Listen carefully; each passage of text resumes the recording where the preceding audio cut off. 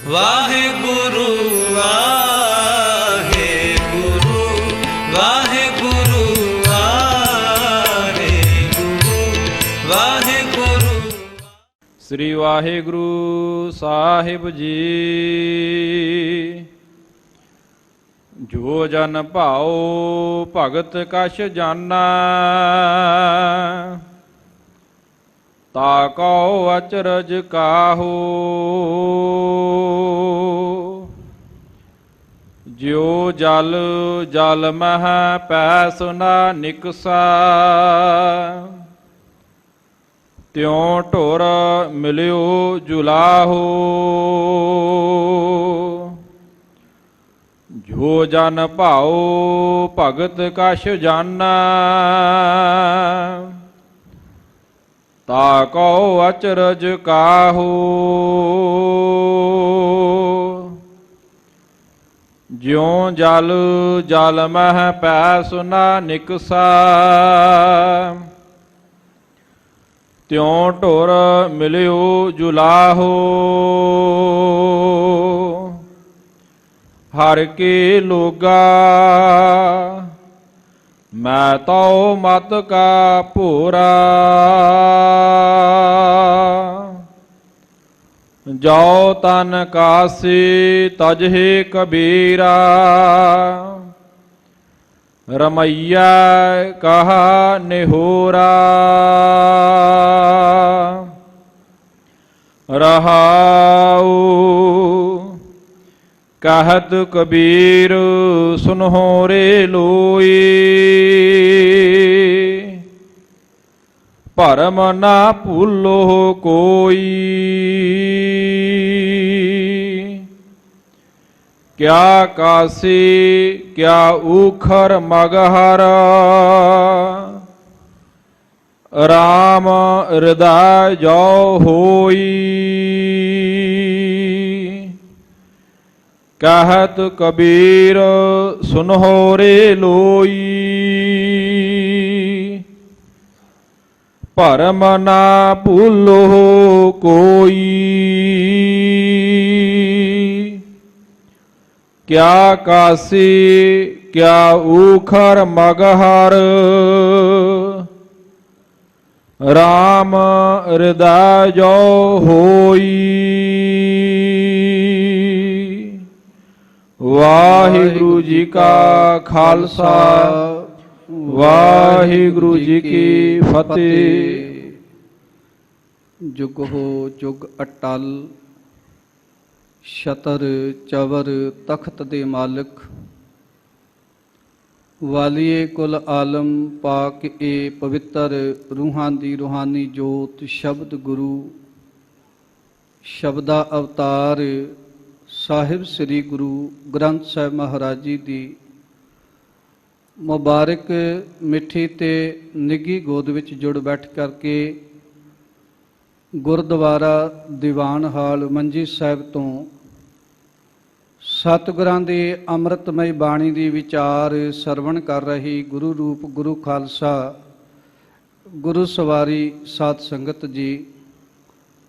ਰੂਹਾਨੀਅਤ ਦੇ ਕੇਂਦਰ ਧੰਨ ਧੰਨ ਸ੍ਰੀ ਗੁਰੂ ਰਾਮਦਾਸ ਮਹਾਰਾਜ ਜੀ ਦੇ ਪਾਵਨ ਪਿੱਤਰ ਦਰਬਾਰ ਸੱਚਖੰਡ ਸ੍ਰੀ ਦਰਬਾਰ ਸਾਹਿਬ ਤੇ ਅੰਮ੍ਰਿਤ ਵੇਲੇ ਸੋਹਣੇ ਤਖਤਾਂ ਤੇ ਸੁਭਾਈਮਾਨ ਹੋ ਕਰਕੇ ਦੀਨ ਦੁਨੀਆ ਦੇ ਪਾਤਸ਼ਾਹ ਨੇ ਸਮੁੱਚੀ ਮਾਨਵਤਾ ਦੀ ਕਲਿਆਣਤਾ ਵਾਸਤੇ ਜੋ ਅੰਮ੍ਰਿਤਮਈ ਉਪਦੇਸ਼ ਸੰਦੇਸ਼ ਬਖਸ਼ਿਸ਼ ਕੀਤਾ ਹੈ, ਤਿਸ ਦੀ ਵਿਚਾਰ ਆਪ ਸੰਗਤਾਂ ਦੇ ਨਾਲ ਸਾਂਝੀ ਕਰਨ ਦਾ ਸੁਭਾਗ ਸਮਾਂ ਪ੍ਰਾਪਤ ਹੋਇਆ ਹੈ। ਆਓ ਅੱਜ ਦੇ ਇਸ ਅੰਮ੍ਰਿਤਮਈ ਪਾਵਨ ਪਿੱਤਰ ਸ਼ਬਦ ਦੀ ਵਿਚਾਰ ਸਾਂਝੀ ਕਰਨ ਤੋਂ ਪਹਿਲਾਂ ਸਤਿਗੁਰਾਂ ਦੇ ਮੁਬਾਰਕ ਚਰਨਾਂ ਵਿੱਚ ਸੀਸ ਝੁਕਾ ਕੇ ਰਸਨਾ ਦੀ ਸਾਂਝ ਬਣਾਉਂਦਿਆਂ ਇੱਕੋ ਵਾਰੀ ਕਹਿਣ ਤੇ ਗੱਜ ਕੇ ਉਚਾਰਨ ਕਰੀਏ ਜੀ। ਸਤਨਾਮ ਸ੍ਰੀ ਵਾਹਿਗੁਰੂ ਸਾਹਿਬ ਜੀ। ਸਤਨਾਮ ਸ੍ਰੀ ਵਾਹਿਗੁਰੂ ਸਾਹਿਬ ਜੀ। ਸਤਨਾਮ ਸ੍ਰੀ ਵਾਹਿਗੁਰੂ ਸਾਹਿਬ ਜੀ। ਜੋ ਜਨ ਭਾਉ ਭਗਤ ਕਛ ਜਾਣੈ, ਤਾ ਕਉ ਅਚਰਜ ਕਾਹੂ। ਜੁਗ ਹੋ ਜੁਗ ਅਟਲ। ਸ੍ਰੀ ਗੁਰੂ ਗ੍ਰੰਥ ਸਾਹਿਬ ਜੀ ਦੀ ਮੁਬਾਰਕ ਮਿੱਠੀ ਤੇ ਨਿੱਘੀ ਗੋਦ ਵਿੱਚ ਜੁੜ ਬੈਠੀ ਗੁਰੂ ਰੂਪ ਗੁਰੂ ਖਾਲਸਾ ਸਾਧ ਸੰਗਤ, ਅੱਜ ਦਾ ਇਹ ਪਾਵਨ ਪਿੱਤਰ ਅੰਮ੍ਰਿਤਮਈ ਸ਼ਬਦ ਭਗਤ ਕਬੀਰ ਜੀ ਦੀ ਰਸਨਾ ਤੋਂ ਉਚਾਰਨ ਕੀਤਾ ਹੋਇਆ ਸ੍ਰੀ ਗੁਰੂ ਗ੍ਰੰਥ ਸਾਹਿਬ ਮਹਾਰਾਜ ਜੀ ਦੇ ਅੰਗ ਨੰਬਰ 692 ਦੇ ਉੱਪਰ ਸੁਭਾਏਮਾਨ ਹੈ। ਧਨਾਸਰੀ ਰਾਗ ਦੇ ਅੰਦਰ ਭਗਤ ਕਬੀਰ ਜੀ ਨੇ ਅੱਜ ਦੇ ਇਸ ਪਾਵਨ ਪਿੱਤਰ ਸ਼ਬਦ ਦੀਆਂ ਆਰੰਭ ਵਾਲੀਆਂ ਤੁਕਾਂ ਵਿੱਚ ਅਤੇ ਸ਼ਬਦ ਦੇ ਸਮੁੱਚੇ ਕੇਂਦਰੀ ਭਾਵ ਦੇ ਅੰਦਰ ਸਾਨੂੰ ਸੰਸਾਰਿਕ ਜੀਵਾਂ ਨੂੰ ਇਹ ਸੇਧ ਬਖਸ਼ਿਸ਼ ਕੀਤੀ ਹੈ ਕਿ ਜਦੋਂ ਕੋਈ ਮਨੁੱਖ ਪਰਮਾਤਮਾ ਦੇ ਅੰਮ੍ਰਿਤ ਰੂਪੀ ਨਾਮ ਦੇ ਨਾਲ ਜੁੜ ਜਾਂਦਾ ਹੈ, ਵਾਹਿਗੁਰੂ ਦੀ ਬੰਦਗੀ ਦੇ ਨਾਲ ਜੁੜ ਜਾਂਦਾ ਹੈ, ਉਸ ਮਨੁੱਖ ਦੇ ਮਨ ਦੇ ਸਾਰੇ ਭਰਮ ਤੇ ਭੁਲੇਖੇ ਦੂਰ ਹੋ ਜਾਂਦੇ ਨੇ। ਇੰਜ ਕਹਿ ਦਈਏ, ਪਰਮਾਤਮਾ ਦੇ ਅੰਮ੍ਰਿਤ ਰੂਪੀ ਨਾਮ ਦੇ ਨਾਲ ਜੁੜਿਆ ਮਨੁੱਖ ਦੇ ਮਨ ਦੇ ਸਾਰੇ ਡਰ, ਸਾਰੇ ਭਰਮ ਤੇ ਭੁਲੇਖੇ ਦੂਰ ਹੋ ਜਾਂਦੇ ਨੇ। ਪਰਮਾਤਮਾ ਦੇ ਅੰਮ੍ਰਿਤ ਰੂਪੀ ਨਾਮ ਦੇ ਅੰਦਰ ਇਹ ਤਾਕਤ ਹੈ। ਮਨੁੱਖ ਧਰਮ ਦੀ ਦੁਨੀਆ ਦੇ ਅੰਦਰ ਵੀ ਇਸ ਵਿਚਾਰਧਾਰਾ ਨੂੰ ਸਮਝ ਜਾਂਦਾ ਹੈ ਕਿ ਇਸ ਮਨੁੱਖ ਦਾ ਸੰਸਾਰ ਤੇ ਆਉਣ ਦਾ ਮਕਸਦ ਕੀ ਹੈ। ਜਦੋਂ ਗੁਰੂ ਸਾਹਿਬ ਜੀ ਦੀ ਕਿਰਪਾ ਵਰਤ ਜਾਵੇ, ਗੁਰਬਾਣੀ ਇਸ ਜਗ ਮੈਂ ਚਾਨਣ ਕਰਮ ਵਸੈ ਮਨ ਆਏ, ਜਦੋਂ ਸਤਿਗੁਰਾਂ ਦਾ ਇੱਕ ਅੰਮ੍ਰਿਤ ਰੂਪੀ ਸ਼ਬਦ ਦਾ ਇੱਕ ਚਾਨਣ ਦਾ ਪ੍ਰਕਾਸ਼ ਵੀ ਸਾਡੇ ਹਿਰਦੇ ਰੂਪੀ ਘਰ ਦੇ ਅੰਦਰ ਹੋ ਜਾਵੇ ਤੇ ਸਤਿਗੁਰ ਕਹਿੰਦੇ ਨੇ, ਕਿਨਕਾ ਏਕ ਜਿਸ ਜੀ ਬਸਾਵੈ, ਤਾਕੀ ਮਹਿਮਾ ਗਨੀ ਨਾ ਆਵੇ। ਏਕ ਅੱਖਰ ਹਰ ਮਨ ਬਸਤ, ਨਾਨਕ ਹੋਤ ਨਿਹਾਲ। ਮਨੁੱਖ ਦੀ ਜ਼ਿੰਦਗੀ ਖੁਸ਼ਹਾਲ ਹੋ ਜਾਂਦੀ ਹੈ ਜੇ ਗੁਰੂ ਦੀ ਅੰਮ੍ਰਿਤਮਈ ਬਾਣੀ ਦਾ ਇੱਕ ਅੱਖਰ ਵੀ ਸਾਡੇ ਹਿਰਦੇ ਰੂਪੀ ਘਰਾਂ ਦੇ ਅੰਦਰ ਪ੍ਰਕਾਸ਼ ਕਰ ਦਵੇ। ਸਾਧ ਸੰਗਤ, ਭਗਤ ਕਬੀਰ ਜੀ ਦੇ ਸਮੇਂ ਐਸਾ ਸੰਸਾਰ ਦੇ ਉੱਤੇ ਮਾਹੌਲ ਸੀ, ਸੰਸਾਰ ਦੇ ਉੱਤੇ ਧਰਮ ਦੀ ਦੁਨੀਆ ਦੇ ਅੰਦਰ ਸੰਸਾਰ ਦੇ ਲੋਕ ਇੱਦਾਂ ਵਹਿਮਾਂ ਤੇ ਭਰਮਾਂ ਦੇ ਅੰਦਰ ਸੰਸਾਰ ਤੇ ਵਿਚਰ ਰਹੇ ਸਨ, ਜਿੱਥੇ ਊਚ ਨੀਚ, ਛੂਤ ਛਾਤ, ਜਾਤ ਪਾਤ ਦਾ ਭੇਦ ਭਾਵ ਬਹੁਤ ਵੱਡੇ ਪੱਧਰ ਤੇ ਮੰਨਿਆ ਜਾਂਦਾ ਸੀ। ਐਸੇ ਸਮੇਂ ਭਗਤ ਕਬੀਰ ਜੀ ਦਾ ਜਨਮ ਕਾਂਸ਼ੀ ਦੀ ਧਰਤੀ ਤੇ ਹੋਇਆ ਔਰ ਸਾਧ ਸੰਗਤ ਭਗਤ ਕਬੀਰ ਜੀ ਇਹਨਾਂ ਸਮਿਆਂ ਦੇ ਦੌਰਾਨ ਜਿੱਥੇ ਉਸ ਸਮੇਂ ਧਰਮ ਦੀ ਦੁਨੀਆ ਦੇ ਅੰਦਰ ਪਖੰਡਵਾਦ ਦਾ ਬਹੁਤ ਵੱਡੇ ਪੱਧਰ ਦੇ ਉੱਤੇ ਬੋਲਬਾਲਾ ਸੀ, ਭਗਤ ਜੀ ਨੇ ਆਪਣੀ ਗੁਰਬਾਣੀ ਦੇ ਅੰਦਰ ਵੀ ਜ਼ਿਕਰ ਕੀਤਾ, ਲੋਗਨ ਰਾਮ ਖਿਲਾਉਣਾ ਜਾਨਾ, ਕਿ ਮਾਥੇ ਤਿਲਕ ਹੱਥ ਮਾਲਾ ਬਾਨਾ, ਲੋਗਨ ਰਾਮ ਖਿਲਾਉਣਾ ਜਾਨਾ। ਇੱਦਾਂ ਦੁਨੀਆ ਦੇ ਲੋਕ ਧਰਮ ਦਾ ਪਹਿਰਾਵਾ ਪਹਿਨ ਕੇ ਰੱਬ ਨੂੰ ਇੱਕ ਖਿਲਾਉਣਾ ਜਾਣ ਕੇ ਧਰਮ ਦੀ ਦੁਨੀਆ ਦੇ ਅੰਦਰ ਮਨੁੱਖਤਾ ਦੇ ਨਾਲ ਖਿਲਵਾੜ ਕਰ ਰਹੇ ਸਨ।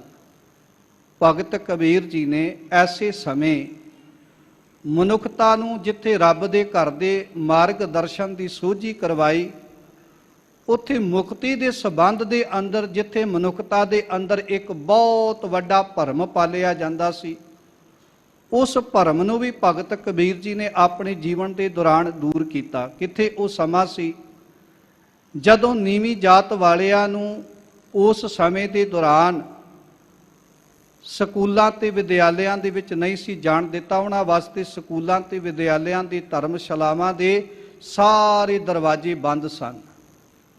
ਭਗਤ ਕਬੀਰ ਜੀ ਨੇ ਉਸ ਸਮੇਂ ਦੁਨੀਆ ਦੇ ਲੋਕਾਂ ਨੂੰ ਇਸ ਗੱਲ ਦਾ ਬੋਧ ਤੇ ਗਿਆਨ ਬਖਸ਼ਿਸ਼ ਕੀਤਾ ਕਿ ਦੁਨੀਆ ਦੇ ਲੋਕੋ, ਅਵਲ ਅੱਲਾ ਨੂਰ ਉਪਾਇਆ, ਕੁਦਰਤ ਕੇ ਸਭ ਬੰਦੇ, ਏਕ ਨੂਰ ਤੇ ਸਭ ਜਗ ਉਪਜਿਆ, ਕੌਣ ਭਲੇ ਕੋ ਮੰਦੇ। ਦੁਨੀਆ ਦੇ ਲੋਕੋ, ਇਸ ਸੰਸਾਰ ਤੇ ਕੋਈ ਉੱਚਾ ਨਹੀਂ, ਕੋਈ ਨੀਵਾਂ ਨਹੀਂ, ਇੱਥੇ ਸਾਰਿਆਂ ਦੇ ਅੰਦਰ ਖਾਲਕ ਖਲਕ, ਖਲਕ ਮੈਂ ਖਾਲਕ, ਖਲਕ ਵਸੈ ਰੱਬ ਮਾਹੀ। ਇੱਥੇ ਸਾਰਿਆਂ ਦੇ ਅੰਦਰ ਉਹ ਅਕਾਲ ਪੁਰਖ ਵਾਹਿਗੁਰੂ ਪਰਮੇਸ਼ਰ ਵਸਿਆ ਹੋਇਆ ਹੈ। ਇੱਥੇ ਕੋਈ ਉੱਚਾ ਨਹੀਂ, ਕੋਈ ਨੀਵਾਂ ਨਹੀਂ, ਕਿਉਂਕਿ ਇਹ ਵਿਤਕਰਾ ਭਗਤ ਕਬੀਰ ਜੀ ਦੇ ਨਾਲ ਕੀਤਾ ਗਿਆ। ਜਿਸ ਵਕਤ ਭਗਤ ਕਬੀਰ ਜੀ ਵੱਡੇ ਹੋਏ, ਇਹ ਗੱਲ ਚਾਹੁੰਦੇ ਸਨ ਕਿ ਮੈਨੂੰ ਵੀ ਧਰਮ ਦੀ ਦੁਨੀਆ ਦੇ ਅੰਦਰ ਰੱਬ ਦੇ ਘਰ ਦਾ ਬੋਧ ਹੋ ਸਕੇ, ਗਿਆਨ ਹੋ ਸਕੇ, ਮੈਨੂੰ ਵੀ ਪਤਾ ਲੱਗ ਸਕੇ ਕਿ ਰੱਬ ਦਾ ਨਾਮ ਹੁੰਦਾ ਕੀ ਹੈ, ਰੱਬ ਨੂੰ ਕੀ ਕਹਿ ਕੇ ਪੁਕਾਰਿਆ ਜਾਂਦਾ ਹੈ। ਅੱਲਾ ਕਿਹਾ ਜਾਂਦਾ ਹੈ, ਰਾਮ ਕਿਹਾ ਜਾਂਦਾ ਹੈ, ਰਹੀਮ ਕਿਹਾ ਜਾਂਦਾ ਹੈ, ਖੁਦਾ ਕਿਹਾ ਜਾਂਦਾ ਹੈ, ਵਾਹਿਗੁਰੂ ਕਿਹਾ ਜਾਂਦਾ ਹੈ, ਨਿਰੰਕਾਰ ਕਿਹਾ ਜਾਂਦਾ ਹੈ, ਜਾਂ ਉਸ ਅਕਾਲ ਪੁਰਖ ਨੂੰ ਕਿਹੜੇ ਨਾਮ ਦੇ ਨਾਲ ਸੰਸਾਰ ਤੇ ਯਾਦ ਕੀਤਾ ਜਾਂਦਾ ਹੈ। ਪਰ ਕੋਈ ਵੀ ਭਗਤ ਕਬੀਰ ਜੀ ਨੂੰ ਆਪਣਾ ਸ਼ਿਸ਼ ਬਣਾਉਣ ਵਾਸਤੇ, ਚੇਲਾ ਬਣਾਉਣ ਵਾਸਤੇ ਵੀ ਤਿਆਰ ਨਾ ਹੋਇਆ।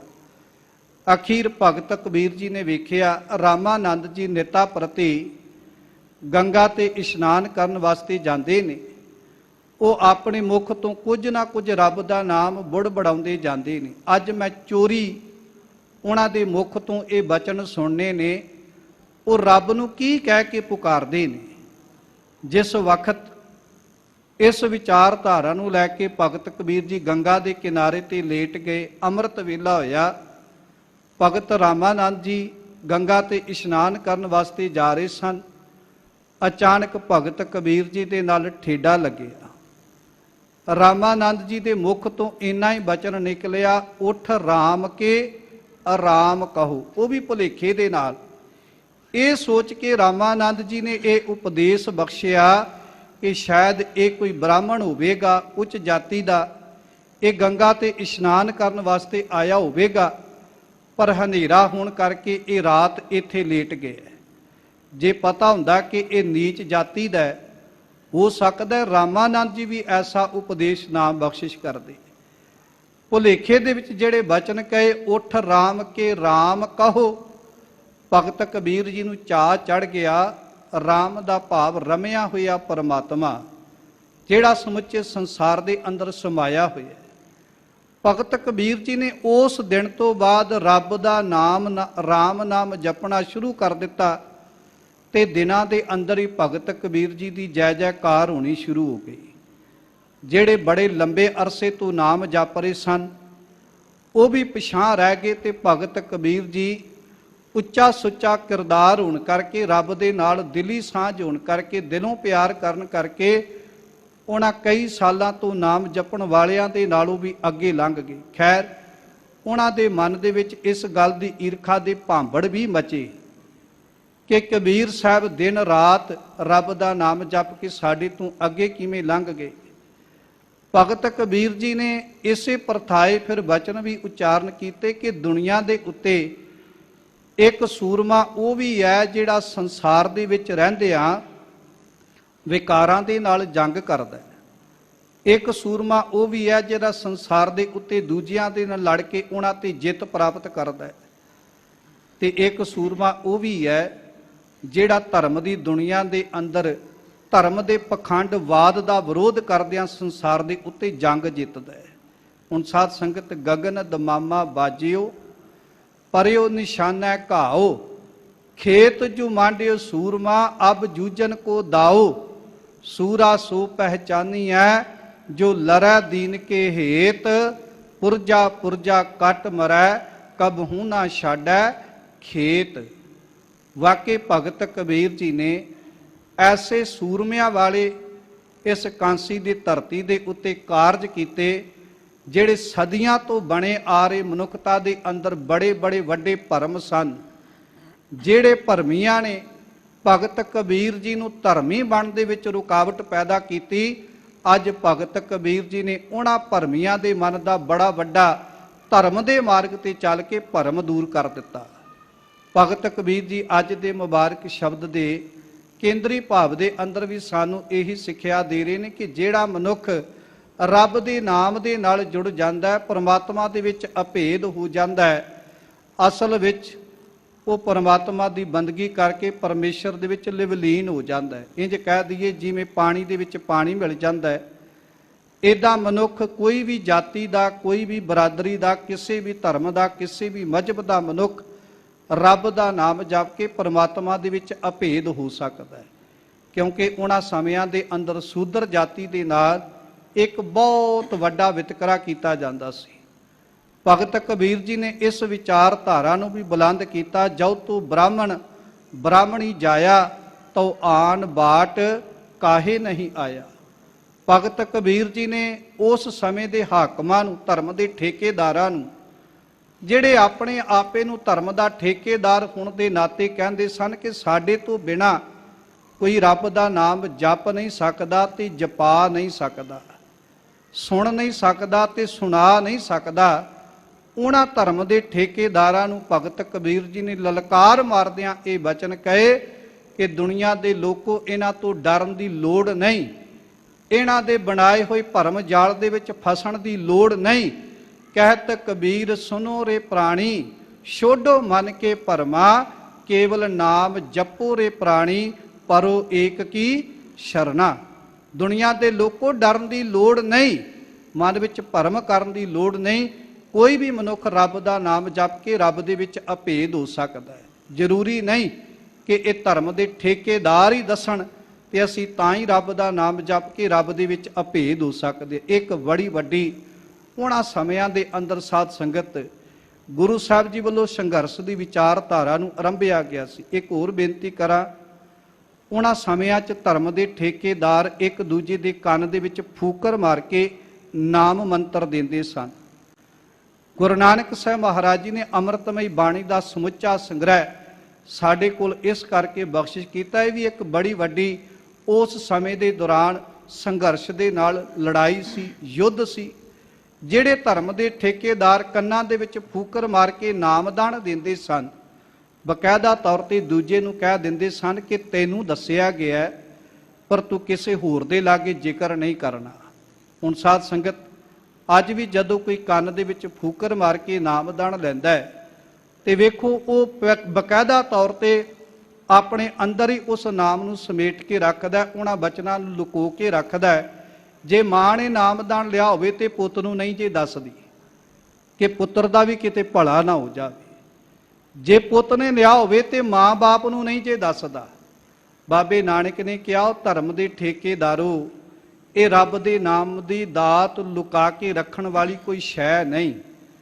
ਇਹ ਤੇ ਇੱਕ ਨੂੰ ਪਤਾ ਲੱਗਿਆ, ਉਹ ਅੱਗੇ ਜਾ ਕੇ ਲੱਖਾਂ ਨੂੰ ਦੱਸ ਦਵੇ ਕਿ ਭਾਈ ਆ ਹੁੰਦਾ ਜੀ, ਰੱਬ ਦਾ ਨਾਮ ਇਦਾਂ ਜਪਣਾ ਚਾਹੀਦਾ, ਇਦਾਂ ਪਰਮਾਤਮਾ ਦੀ ਬੰਦਗੀ ਕਰਨੀ ਚਾਹੀਦੀ ਹੈ। ਕਿਉਂਕਿ ਧਰਮ ਦੇ ਠੇਕੇਦਾਰ ਲੁਕੋ ਕੇ ਨਾਮ ਤਾਂ ਦਿੰਦੇ ਨੇ, ਇਹ ਸਾਡਾ ਗ੍ਰਾਹਕ ਬਣਿਆ ਰਹੇਗਾ ਤੇ ਇਹਦੇ ਵੱਲ ਦੇ ਕੇ ਹੋਰ ਵੀ ਕਈ ਗ੍ਰਾਹਕ ਸਾਡੇ ਜਾਲ ਦੇ ਵਿੱਚ ਫਸਣਗੇ। ਤੇ ਬਾਬੇ ਨਾਨਕ ਨੂੰ ਐਸਾ ਕੋਈ ਲਾਲਚ ਨਹੀਂ ਸੀ। ਗੁਰੂ ਨਾਨਕ ਸਾਹਿਬ ਦੀ ਵਿਚਾਰਧਾਰਾ ਇਹ ਸੀ, ਇਹ ਰੱਬ ਦਾ ਨਾਮ ਲੁਕੋ ਕੇ ਰੱਖਣ ਵਾਲੀ ਦਾਤ ਨਹੀਂ, ਇਹ ਤੇ ਸਮੁੱਚੀ ਮਾਨਵਤਾ ਦੇ ਵਿੱਚ ਵੰਡਣ ਵਾਲੀ ਦਾਤ ਹੈ। ਇੱਥੇ ਤੇ ਆਪ ਜਪੈ ਅਵਰੈ ਨਾਮ ਜਪਾਵੈ। ਇੱਥੇ ਤੇ ਇਸ ਸਿਧਾਂਤ ਦੇ ਮਾਲਕ ਗੁਰੂ ਨਾਨਕ ਸਾਹਿਬ ਮਹਾਰਾਜ ਜੀ ਨੇ ਸਾਨੂੰ ਸਮਝਾਇਆ, ਰੱਬ ਦਾ ਨਾਮ ਜਪਣ ਦੇ ਨਾਲ ਜੇ ਕਿਸੇ ਦਾ ਭਲਾ ਹੁੰਦਾ ਤੇ ਆਪਾਂ ਇੱਕ ਦਾ ਭਲਾ ਨਹੀਂ ਕਰਨਾ, ਆਪਾਂ ਸਮੁੱਚੀ ਮਾਨਵਤਾ ਦਾ ਭਲਾ ਕਰਨਾ। ਕਿਉਂਕਿ ਗੁਰੂ ਨਾਨਕ ਦਾ ਸਿਧਾਂਤ ਇਹ ਸੀ, ਨਾਨਕ ਨਾਮ ਚੜ੍ਹਦੀ ਕਲਾ, ਤੇਰੇ ਭਾਣੇ ਸਰਬੱਤ ਦਾ ਭਲਾ। ਹੁਣ ਸਾਧ ਸੰਗਤ, ਜਿਹੜਾ ਪਰਮਾਤਮਾ ਦੇ ਅੰਮ੍ਰਿਤ ਰੂਪੀ ਨਾਮ ਦੇ ਨਾਲ ਜੁੜ ਜਾਂਦਾ ਹੈ, ਜਿਹਨੂੰ ਨਾਮ ਦੀ ਦਾਤ ਪ੍ਰਾਪਤ ਹੋ ਜਾਂਦੀ ਹੈ, ਉਹ ਇਹਨਾਂ ਵਹਿਮਾਂ ਤੇ ਭਰਮਾਂ ਚੋਂ ਮੁਕਤ ਹੋ ਜਾਂਦਾ ਹੈ। ਭਗਤ ਕਬੀਰ ਜੀ ਨੇ ਅੱਜ ਦੇ ਮੁਬਾਰਕ ਸ਼ਬਦ ਦੇ ਅੰਦਰ ਸਾਨੂੰ ਇਹ ਬਚਨ ਸਮਝਾਏ। ਇਹ ਉਹਨਾਂ ਲੋਕਾਂ ਵਾਸਤੇ ਤੇ ਬੜੇ ਅਚਰਜ ਦੀ ਗੱਲ ਹੋਵੇਗੀ ਕਿ ਉਹਨਾਂ ਸਮਿਆਂ ਦੇ ਦੌਰਾਨ ਭਗਤ ਕਬੀਰ ਜੀ ਆਪਣੇ ਜੀਵਨ ਦੇ ਅਖੀਰਲੇ ਸਮੇਂ ਜਿਸ ਧਰਤੀ ਦੇ ਬਾਰੇ ਇਹ ਜ਼ਿਕਰ ਕੀਤਾ ਗਿਆ ਸੀ, ਮਗਹਰ ਦੀ ਧਰਤੀ, ਕਿ ਇਹ ਦੇਵਤਿਆਂ ਵੱਲੋਂ ਸਰਾਪੀ ਹੋਈ ਧਰਤੀ ਹੈ। ਜਿਹੜਾ ਇੱਥੇ ਜਾ ਕੇ ਆਪਣਾ ਸਰੀਰਕ ਚੋਲਾ ਤਿਆਗਦਾ, ਉਹ ਮਰਨ ਤੋਂ ਬਾਅਦ ਖੋਤੇ ਦੀ ਜੂਨ ਦੇ ਵਿੱਚ ਪੈ ਜਾਂਦਾ ਹੈ। ਭਗਤ ਕਬੀਰ ਜੀ ਕਹਿੰਦੇ, ਦੁਨੀਆ ਦੇ ਲੋਕੋ ਐਸਾ ਕੋਈ ਭਰਮ ਨਹੀਂ ਕਰਨਾ ਚਾਹੀਦਾ। ਮਨੁੱਖ ਜੇ ਸੰਸਾਰ ਤੇ ਚੰਗੇ ਕਰਮ ਕਰਦਾ ਹੈ ਨਾ, ਤੇ ਚੰਗੇ ਕਰਮ ਕਰਨ ਕਰਕੇ ਉਹ ਦੁਨੀਆ ਦੇ ਜਿਹੜੇ ਮਰਜ਼ੀ ਸਥਾਨ ਤੇ ਚਲਾ ਜਾਵੇ। ਸਥਾਨ ਤਬਦੀਲ ਕਰਨ ਨਾਲ ਗੱਲ ਨਹੀਂ ਬਣਨੀ, ਗੱਲ ਤਾਂ ਵਿਚਾਰ ਤਬਦੀਲ ਕਰਨ ਦੇ ਨਾਲ ਬਣੇਗੀ। ਜੇ ਅਸੀਂ ਆਪਣੇ ਜੀਵਨ ਦੇ ਵਿੱਚ ਚੰਗੇ ਕਰਮ ਕਰਾਂਗੇ, ਭਾਵੇਂ ਦੁਨੀਆ ਦੇ ਜਿਹੜੇ ਮਰਜ਼ੀ ਕੋਨੇ ਤੇ ਚਲਾ ਜਾਈਏ, ਉੱਥੇ ਬੈਠਿਆਂ ਵੀ ਸਾਨੂੰ ਮੁਕਤੀ ਦਾ ਦਾਨ ਪ੍ਰਾਪਤ ਹੋ ਜਾਵੇਗਾ। ਪਰ ਜੇ ਅਸੀਂ ਮੰਦੇ ਕਰਮ ਕਰੀਏ ਤੇ ਭਾਵੇਂ ਕਿਸੇ ਵੀ ਧਾਰਮਿਕ ਅਸਥਾਨ ਤੇ ਜਾ ਕੇ ਵੀ ਰਹਿ ਲਈਏ, ਉੱਥੇ ਵੀ ਅਸੀਂ ਜਨਮ ਮਰਨ ਦੇ ਗੇੜ ਤੋਂ ਨਹੀਂ ਬਚ ਸਕਦੇ। ਇਹ ਸਾਧ ਸੰਗਤ, ਰੱਬ ਦੇ ਨਾਮ ਦੇ ਨਾਲ ਜੁੜਿਆ ਹੋਇਆ ਮਨੁੱਖ ਇਸ ਵਿਚਾਰਧਾਰਾ ਨੂੰ ਤੇ ਸਮਝ ਸਕਦਾ ਹੈ, ਪਰ ਦੁਨੀਆ ਦੇ ਆਮ ਲੋਕ ਜਿਹੜੇ ਅਗਿਆਨਤਾ ਰੂਪੀ ਹਨੇਰੇ ਦੇ ਵਿੱਚ ਭਟਕਦੇ ਨੇ, ਉਹਨਾਂ ਵਾਸਤੇ ਇਹ ਬੜੀ ਅਚਰਜਤਾ ਵਾਲੀ ਬਾਤ ਹੈ। ਉਹਨਾਂ ਸਮਿਆਂ ਦੇ ਅੰਦਰ ਖਾਸ ਕਰਕੇ ਜਦੋਂ ਬੜਾ ਅਗਿਆਨਤਾ ਰੂਪੀ ਹਨੇਰਾ ਪਸਰਿਆ ਹੋਇਆ ਸੀ, ਉਸ ਸਮੇਂ ਲੋਕਾਂ ਦੇ ਮਨ ਦੇ ਵਿੱਚੋਂ ਏਡਾ ਵੱਡਾ ਭਰਮ ਦੂਰ ਕਰ ਦੇਣਾ ਕੋਈ ਸੌਖੀ ਬਾਤ ਨਹੀਂ ਸੀ। ਭਗਤ ਕਬੀਰ ਜੀ ਨੇ ਆਪਣੇ ਪਰਿਵਾਰ ਨੂੰ ਵੀ ਸਮਝਾਇਆ ਅਤੇ ਆਪ ਵੀ ਜਿੱਥੇ ਸਾਰਾ ਜਨਮ ਕਾਂਸੀ ਦੀ ਧਰਤੀ ਤੇ ਗੁਜਰਾਨ ਕੀਤਾ, ਉੱਥੇ ਜੀਵਨ ਦੇ ਅਖੀਰਲੇ ਵੇਲੇ ਲੋਕਾਂ ਦੇ ਮਨ ਵਿੱਚ ਬਣੇ ਹੋਏ ਇਸ ਭਰਮ ਨੂੰ ਤੋੜਨ ਵਾਸਤੇ, ਕਿਉਂਕਿ ਦੱਦਾ ਦੋਸ਼ ਨਾ ਦੇਊ ਕਿਸੈ, ਦੋਸ਼ ਕਰਮਾ ਆਪਣਿਆ, ਜੋ ਮੈਂ ਕੀਆ ਸੋ ਮੈਂ ਪਾਇਆ, ਦੋਸ਼ ਨਾ ਦੀਜੈ ਅਵਰ ਜਣਾ। ਜਿਹੋ ਜਿਹੇ ਅਸੀਂ ਸੰਸਾਰ ਤੇ ਕਰਮ ਕਰਾਂਗੇ, ਉਹੋ ਜਿਹਾ ਸਾਨੂੰ ਸੰਸਾਰ ਤੇ ਫਲ ਪ੍ਰਾਪਤ ਹੋਵੇਗਾ।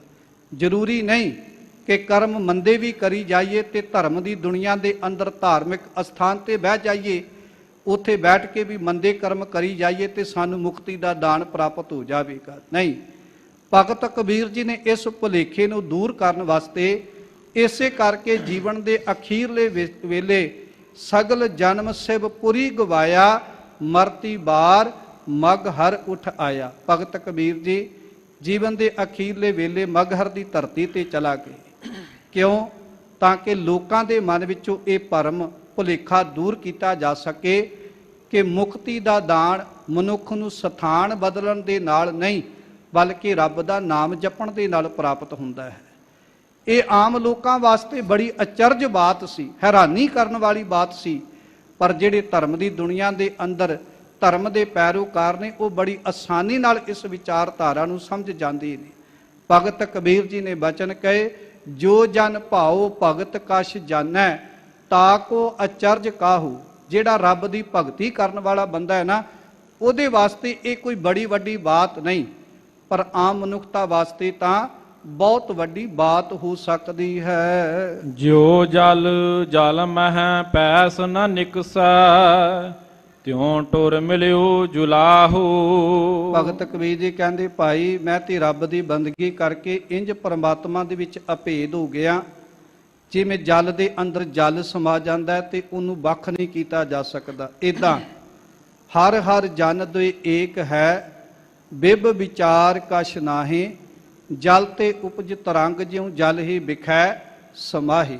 ਧੰਨ ਗੁਰੂ ਤੇਗ ਬਹਾਦਰ ਸਾਹਿਬ ਜੀ ਦੇ ਬਚਨ ਪੜ੍ਹਦੇ ਹਾਂ। ਨਾਨਕ ਲੀਨ ਭਇਓ ਗੋਬਿੰਦ ਸਿਉ, ਜਿਉ ਪਾਨੀ ਸੰਗ ਪਾਨੀ। ਕੌਣ? ਜਿਹਦੇ ਤੇ ਪ੍ਰਮਾਤਮਾ ਦੀ ਕਿਰਪਾ ਹੋ ਜਾਂਦੀ ਹੈ, ਜਿਹੜਾ ਪ੍ਰਮਾਤਮਾ ਦੀ ਬੰਦਗੀ ਕਰਦਾ। ਇਦਾਂ ਭਗਤ ਕਬੀਰ ਜੀ ਕਹਿੰਦੇ, ਮੈਂ ਵੀ ਪਰਮਾਤਮਾ ਦੀ ਬੰਦਗੀ ਕਰਕੇ, ਪਰਮਾਤਮਾ ਦਾ ਸਿਮਰਨ ਕਰਕੇ, ਪਰਮਾਤਮਾ ਦਾ ਨਾਮ ਜਪ ਕੇ ਉਸ ਪਰਮਾਤਮਾ ਦੇ ਵਿੱਚ ਇਦਾਂ ਅਭੇਦ ਹੋ ਗਿਆ ਕਿ ਜਿਵੇਂ ਜਲ ਦੇ ਵਿੱਚ ਜਲ ਮਿਲ ਜਾਂਦਾ ਹੈ। ਹਰ ਕੇ ਲੋਗਾ ਮੈਂ ਤੋ ਮਤ ਕਾ ਭੂਰਾ। ਭਗਤ ਕਬੀਰ ਜੀ ਕਹਿੰਦੇ, ਦੁਨੀਆ ਦੇ ਲੋਕੋ, ਤੁਹਾਡੀ ਨਜ਼ਰ ਦੇ ਵਿੱਚ ਹੋਵੇਗਾ ਕਿ ਭਗਤ ਕਬੀਰ ਜੀ ਜਿਹੜੇ ਨੇ ਬੜੇ ਭੋਲੇ ਨੇ। ਗੱਲ ਵਾਕਈ ਠੀਕ ਹੈ, ਮੈਂ ਤੇ ਰੱਬ ਦੇ ਪਿਆਰ ਨੂੰ ਪਾਉਣ ਵਾਸਤੇ, ਕਿਉਂਕਿ ਮੈਨੂੰ ਸਮਝ ਹੈ ਭੋਲੇ ਭਾਏ ਮਿਲੈ ਰਘੁਰਾਇਆ, ਕਿ ਭੋਲੇ ਭਾ ਹੀ ਪਰਮਾਤਮਾ ਦੀ ਪ੍ਰਾਪਤੀ ਹੁੰਦੀ ਹੈ। ਤੇ ਜਿਹੜਾ ਰੱਬ ਦੇ ਵਿੱਚ ਅਭੇਦ ਹੋ ਜਾਂਦਾ, ਭਾਵੇਂ ਉਹ ਭੋਲੇ ਭਾ ਹੀ ਰੱਬ ਦੇ ਵਿੱਚ ਅਭੇਦ ਹੋਇਆ ਹੋਵੇ, ਪਰ ਸੱਚ ਇਹ ਹੈ ਜਿਹੜਾ ਰੱਬ ਦੇ ਵਿੱਚ ਅਭੇਦ ਹੋ ਜਾਂਦਾ ਹੈ, ਸਤਿਗੁਰੂ ਕਹਿੰਦੇ ਐਸਾ ਮਨੁੱਖ ਜਿਹੜਾ ਹੈ ਉਹ ਪਰਮਾਤਮਾ ਦੇ ਅੰਮ੍ਰਿਤ ਰੂਪੀ ਨਾਮ ਦੇ ਨਾਲ ਜੁੜ ਕੇ ਇਹਨਾਂ ਵਹਿਮਾਂ ਤੇ ਭਰਮਾਂ ਤੋਂ ਉੱਪਰ ਉੱਠ ਜਾਂਦਾ ਹੈ। ਇਸ ਕਰਕੇ ਭਗਤ ਕਬੀਰ ਜੀ ਕਹਿੰਦੇ, ਦੁਨੀਆ ਦੇ ਲੋਕੋ, ਮੈਂ ਇਸੇ ਕਰਕੇ ਮਤ ਦਾ ਭੋਲਾ ਹਾਂ।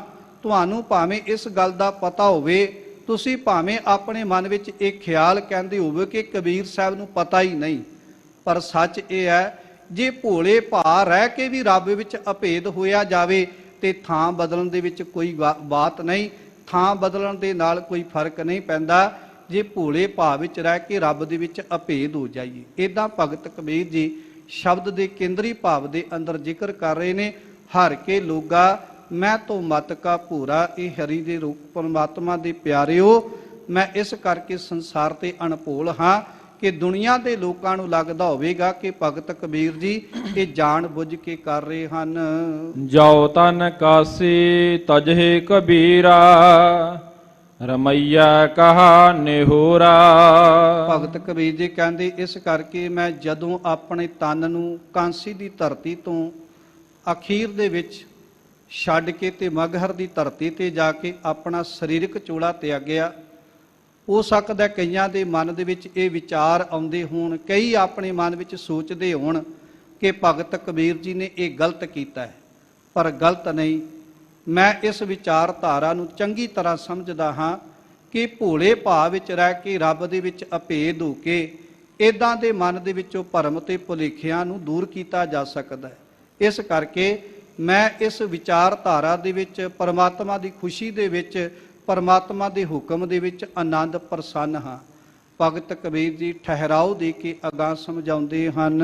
ਰਹਾਉ ਕਹਿਤ ਕਬੀਰ ਸੁਨਹੁ ਰੇ ਲੋਈ, ਭਰਮ ਨਾ ਭੂਲੋ ਕੋਈ। ਸਾਧ ਸੰਗਤ, ਭਗਤ ਕਬੀਰ ਜੀ ਤਾਂ ਇਸ ਵਿਚਾਰਧਾਰਾ ਨੂੰ ਸਮਝਦੇ ਨੇ, ਪਰ ਉਹਨਾਂ ਦੇ ਧਰਮ ਪਤਨੀ ਭਗਤ ਕਬੀਰ ਜੀ ਦੇ ਧਰਮ ਮਹਿਲ ਲੋਈ ਜੀ, ਭਗਤ ਕਬੀਰ ਜੀ ਉਹਨਾਂ ਨੂੰ ਵੀ ਇਹ ਵਿਚਾਰਧਾਰਾ ਸਮਝਾਉਂਦੇ ਨੇ ਕਿ ਲੋਈ ਜੀ, ਅਸਲ ਗੱਲ ਇਹ ਹੈ ਕਿ ਕੱਲਾ ਸਥਾਨ ਤਿਆਗਣ ਦੇ ਨਾਲ ਮਨੁੱਖ ਜਿਹੜਾ ਉਹ ਸੰਸਾਰ ਰੂਪੀ ਸਾਗਰ ਵਿੱਚ ਰਹਿੰਦੇ ਆ, ਐਸਾ ਨਹੀਂ ਕਿ ਮੁਕਤੀ ਪ੍ਰਾਪਤ ਨਹੀਂ ਕਰ ਸਕਦਾ।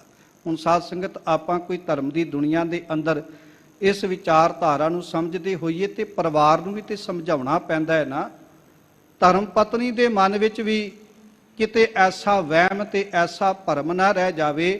ਭਗਤ ਕਬੀਰ ਜੀ ਉਹਨਾਂ ਨੂੰ ਵੀ ਸਮਝਾਉਣਾ ਕਰਦੇ ਨੇ ਕਿ ਲੋਈ ਜੀ, ਇਹ ਕੋਈ ਭਰਮ ਵਾਲੀ ਗੱਲ ਨਹੀਂ, ਇਹ ਕੋਈ ਵਹਿਮ ਵਾਲੀ ਗੱਲ ਨਹੀਂ ਕਿ ਆਪਾਂ ਕਾਂਸੀ ਦੀ ਧਰਤੀ ਛੱਡ ਕੇ ਮਗਹਰ ਦੀ ਸਰਾਪੀ ਹੋਈ ਧਰਤੀ ਤੇ ਪਹੁੰਚੇ ਆ ਤੇ ਇੱਥੇ ਆ ਕੇ ਸਾਡਾ ਜੇ ਜੀਵਨ ਦਾ ਅਖੀਰਲਾ ਅੰਤ ਹੋਵੇਗਾ ਤੇ ਅਸੀਂ ਸੰਸਾਰ ਤੋਂ ਮੁਕਤ ਨਹੀਂ ਹੋ ਸਕਾਂਗੇ। ਹੁਣ ਸਾਧ ਸੰਗਤ, ਆਪਾਂ ਇਤਿਹਾਸ ਦੇ ਅੰਦਰ ਪੜ੍ਹਦੇ ਆ, ਹਿੰਦੂ ਇਤਿਹਾਸ ਦੇ ਅੰਦਰ ਤਕਰੀਬਨ ਮੁਕਤੀ ਤੱਕ ਮਨੁੱਖ ਸੀਮਤ ਰਹਿ ਜਾਂਦਾ ਹੈ, ਪਰ ਸਿੱਖ ਧਰਮ ਦੇ ਅੰਦਰ ਇਹਦੋਂ ਵੀ ਉੱਪਰ ਇੱਕ ਦਾਤ ਹੈ, ਉਹ ਹੈ ਪਰਮਾਤਮਾ ਦੇ ਵਿੱਚ ਅਭੇਦ ਹੋ ਜਾਣਾ। ਗੁਰੂ ਨਾਨਕ ਸਾਹਿਬ ਨੇ ਧੰਨ ਧੰਨ ਬਾਬਾ ਬੁੱਢਾ ਸਾਹਿਬ ਜੀ ਨੂੰ ਇਸੇ ਕਰਕੇ ਬੁੱਢਾ ਜੀ ਕਹਿ ਕੇ ਸਤਿਕਾਰ ਦਿੱਤਾ ਸੀ, ਕਿਉਂਕਿ ਗੁਰੂ ਨਾਨਕ ਸਾਹਿਬ ਦੇ ਚਰਨਾਂ ਵਿੱਚ ਬਾਬਾ ਬੁੱਢਾ ਸਾਹਿਬ ਜੀ ਨੇ ਦੋ ਬਚਨ ਬੜੇ ਸਿਆਣੇ ਕਹੇ। ਪਹਿਲਾ ਬਚਨ ਸਾਧ ਸੰਗਤ, ਗੁਰੂ ਨਾਨਕ ਸਾਹਿਬ ਦੇ ਚਰਨਾਂ ਦੇ ਵਿੱਚ ਬਾਬਾ ਬੁੱਢਾ ਸਾਹਿਬ ਜੀ ਨੇ ਇਹ ਸਿਆਣਪ ਦਾ ਕੀਤਾ, ਜਦੋਂ ਪ੍ਰਸ਼ਾਦਾ ਪਾਣੀ ਛਕਾਇਆ, ਗੁਰੂ ਨਾਨਕ ਸਾਹਿਬ ਕਹਿਣ ਲੱਗੇ, ਬਾਬਾ ਜੀ ਤੁਹਾਡੇ ਵਾਸਤੇ ਰੱਬ ਦੇ ਚਰਨਾਂ 'ਚ ਕੀ ਫਰਿਆਦ ਕਰੀਏ? ਤੇ ਬਾਬਾ ਬੁੱਢਾ ਸਾਹਿਬ ਜੀ ਕਹਿਣ ਲੱਗੇ, ਸਤਿਗੁਰੂ ਜੀ ਮੇਰੇ ਤੇ ਇੱਕ ਕਿਰਪਾ ਕਰ ਦਿਓ। ਸਤਿਗੁਰੂ ਕਹਿਣ ਲੱਗੇ, ਕਿਹੜੀ? ਕਹਿੰਦੇ ਜੀ ਮੇਰਾ ਜਨਮ ਮਰਨ ਦਾ ਗੇੜ ਕੱਟ ਦਿਓ। ਹੁਣ ਸਾਧ ਸੰਗਤ, ਸਾਡੇ 'ਚੋਂ ਅੱਧੇ ਲੋਕ ਉਹ ਹੁੰਦੇ ਨੇ ਜਿਹੜੇ ਸਾਰੀ ਜ਼ਿੰਦਗੀ ਇਸੇ ਗੇੜ ਵਿੱਚ ਫਸੇ ਰਹਿੰਦੇ ਨੇ। ਪਹਿਲੀ ਕਿਸਮ ਦੇ ਉਹ ਲੋਕ ਨੇ ਜਿਹੜੇ ਕਹਿੰਦੇ ਨੇ, ਰੱਬਾ ਜੇ ਮੈਨੂੰ ਹੁਣ ਮਾੜੇ ਘਰ ਦੇ ਵਿੱਚ ਜਨਮ ਦਿੱਤਾ ਹੈ ਨਾ, ਤੇ ਅਗਲਾ ਜਨਮ ਕਿਸੇ ਚੰਗੇ ਘਰ ਵਿੱਚ ਦੇ ਦੇਵੇ। ਸਾਧ ਸੰਗਤ, ਇੱਥੇ ਇੱਕ ਭੁਲੇਖਾ ਵੀ ਪਾਇਆ ਜਾਂਦਾ ਹੈ। ਇਹ ਪਹਿਲੀ ਸਟੇਜ ਦੇ ਲੋਕ ਨੇ ਜਿਹੜੇ ਦੁਬਾਰਾ ਮਨੁੱਖਾ ਜਨਮ ਦੀ ਮੰਗ ਕਰਦੇ।